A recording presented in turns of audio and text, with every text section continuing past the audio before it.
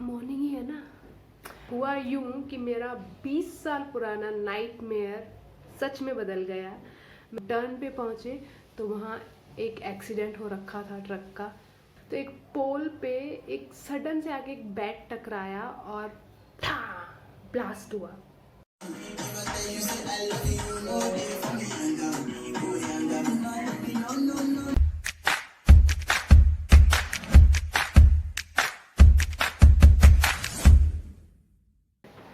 Tata bye bye, best of luck. सोच समझ के, और तू सोच समझ के देख के आंसर करना, ठीक है। CS tail head. Ta-ta. Good morning ही है ना। गुड मॉर्निंग एवरीवन, और ममता की दुनिया में आप सबका स्वागत है। कल मैंने व्लॉगिंग नहीं की, बट मुझे अब लग रहा है थोड़ा सा प्रेजेंस ऑफ माइंड रख के करना चाहिए था। बट मैं इतनी घबरा गई थी ना कि मुझसे कुछ हुआ ही नहीं। हुआ यूं कि मेरा 20 साल पुराना नाइटमेयर सच में बदल गया।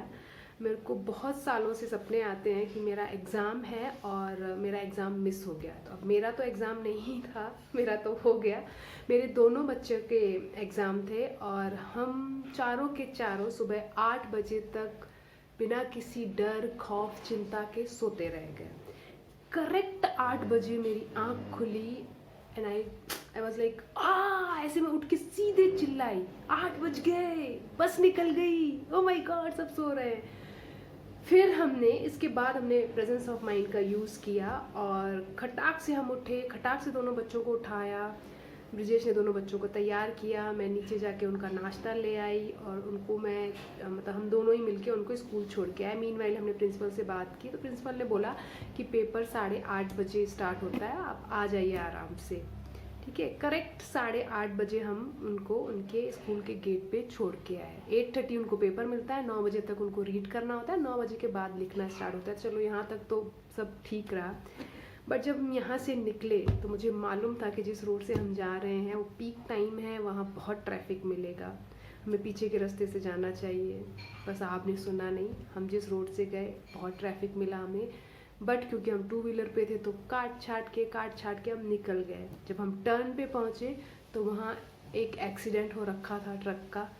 फिर भी हमें जगह मिल गई, हम उसको भी कट मार के आगे निकल गए। जो बच्चों को छोड़ा तो मैं देखना चाहती थी कि पीछे का जो रोड है वो कितना लंबा है और कितना कम है। हमने कहा अब जाएंगे वापस दूसरे रास्ते से, क्योंकि वो पूरा खाली होता है, वहाँ ट्रैफिक तो होता ही नहीं है, आपको मुश्किल से एक आध गाड़ी मिल जाए तो मिल जाए।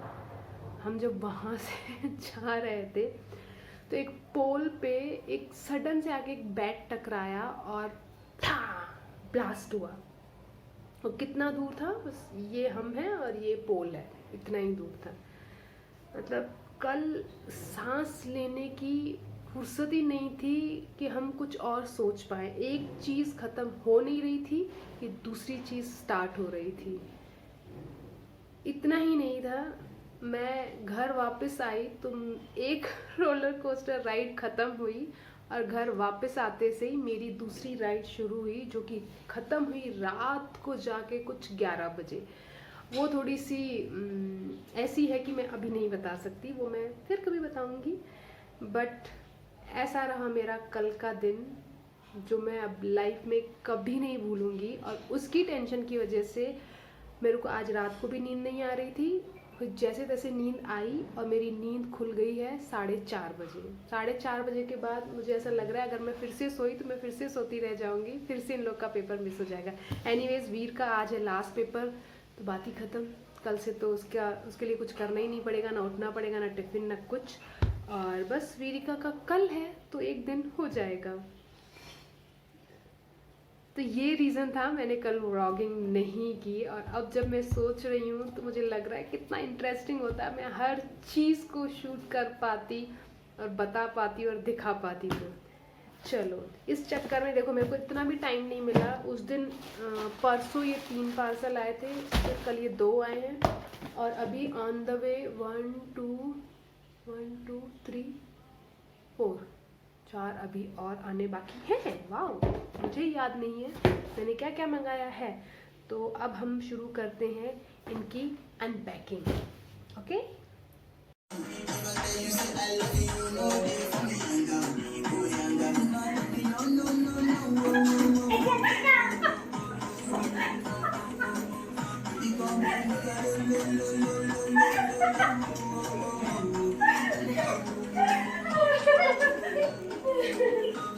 Exam over.